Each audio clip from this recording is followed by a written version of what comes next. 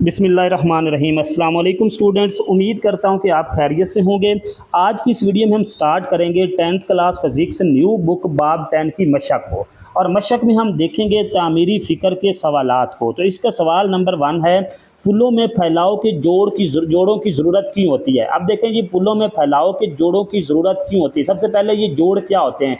आपने देखा होगा कि पुल या ट्रेन की जो पटड़ी है, इसमें अगर ये पटड़ी जा रही है तो कुछ फासले के बाद आगे एक जोड़ आ जाएगा, ठीक है, फिर आगे एक जोड़ आ जाएगा, यानी कि ट्रेन की पटड़ी के दौरान जो गैप होते हैं ना, उन्हीं को जोड़ का नाम दिया जाता है। अब ये जोड़ क्यों रखे जाते हैं, हमने इस बात का आंसर देना है।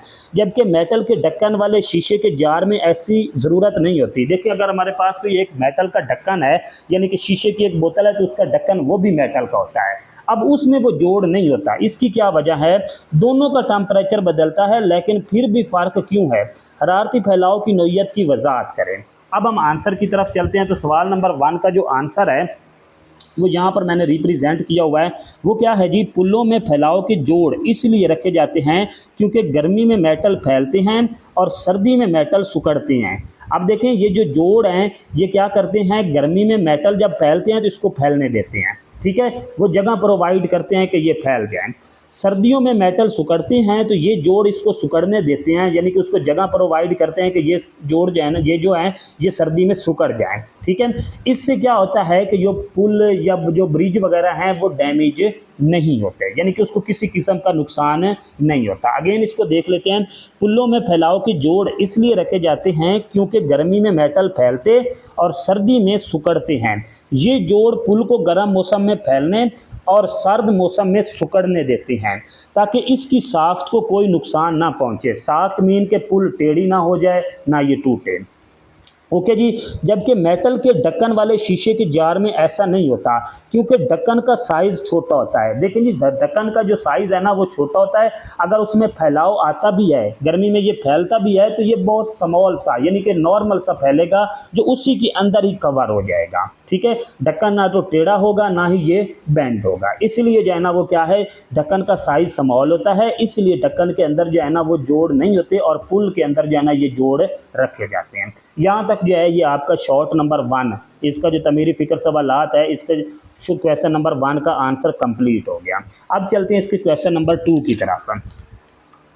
अगर दो मायात को एक जितने हालात में गर्म किया जाए, दो मायात हैं हमारे पास है, ठीक है, अगर उनको एक जितने आला हालात में गर्म किया जाए लेकिन इसमें एक जल्दी गर्म हो जाए, तो ये इनकी हरारत मखसूसा के बारे में क्या ज़ाहिर करता है। अब देखें जी, दो मायात हैं, अगर हमने रखे हुए हैं, एक जल्दी गर्म हो रहा है, एक देर से गर्म हो रहा है। तो देखें, जो जल्दी गर्म हो रहा है ना, उसकी जो हरारत मखसूसा है ना, हरारत मखसूसा यानी कि हरारत जज़ब करने की जो सलाहियत है वो कम है, यानी कि वो कम हरारत लेके ज़्यादा गर्म हो जाता है। ओके जी, उसकी हरारत मखसूसा कम है इसलिए वो जल्दी गर्म हो जाता है, और दूसरे की हरारत मखसूसा ज़्यादा है इसलिए वो थोड़ा लेट गर्म होता है। अब इसका आंसर देख लेते हैं जी।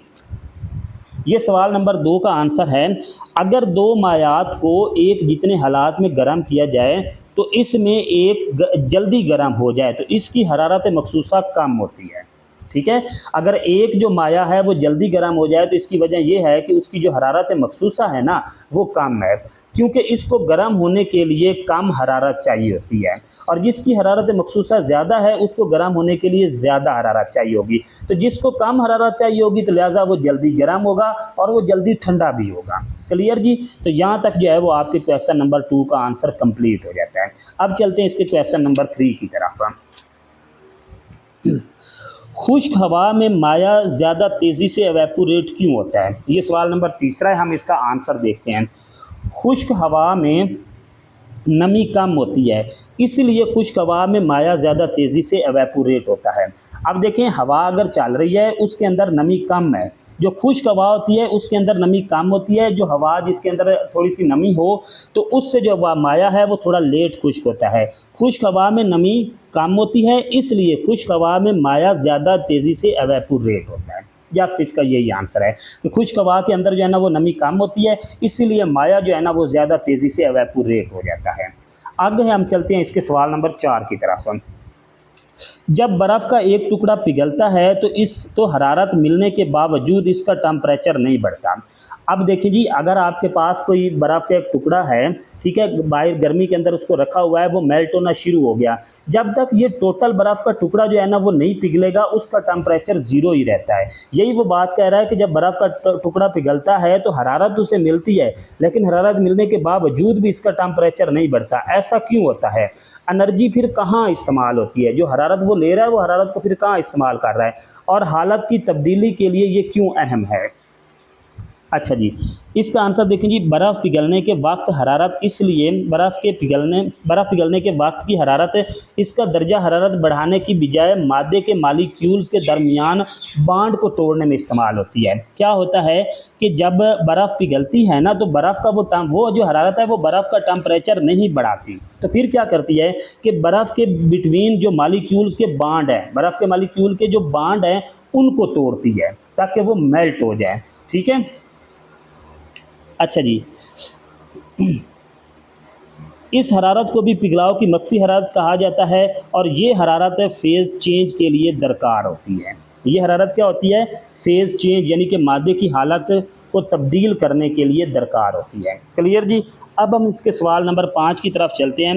इलेक्ट्रिसिटी की सप्लाई की तारें गर्मियों में ढीली क्यों हो जाती हैं और सर्दियों में सिकुड़ कर क्यों खींच जाती हैं? अब देखिए जी, इलेक्ट्रिसिटी की तारें, सेम ये पहले सवाल वाला आंसर है। इलेक्ट्रिसिटी की जो तारें हैं वो मेटल की बनी होती हैं, और मेटल जो है वो गर्मियों में फैलती हैं और सर्दियों में सिकुड़ती हैं। जब ये गर्मियों में फैलेंगी तो क्या है, ये ढीली हो जाएंगी। ठीक है, आपने देखा होगा कि जो है ना, ये अगर तार, बिजली की तार जा रही है एक पोल से दूसरी पोल की तरफ, तो गर्मियों में ये फैल कर ऐसे थोड़ी सी बेंड, यानी कि ढीली हो जाती है, और सर्दियों में सिकुड़ कर ये ऐसे टाइट हो जाती है। क्लियर? इसका आंसर देखते हैं अब वो क्या कहता है कि इलेक्ट्रिसिटी की सप्लाई की तारें मेटल की बनी होती हैं, और मेटल गर्मियों में फैलती हैं और सर्दियों में सिकुड़ जाती हैं। इसलिए इलेक्ट्रिसिटी की सप्लाई की तारें गर्मियों में ढीली हो जाती हैं और सर्दियों में सिकुड़ जाती हैं।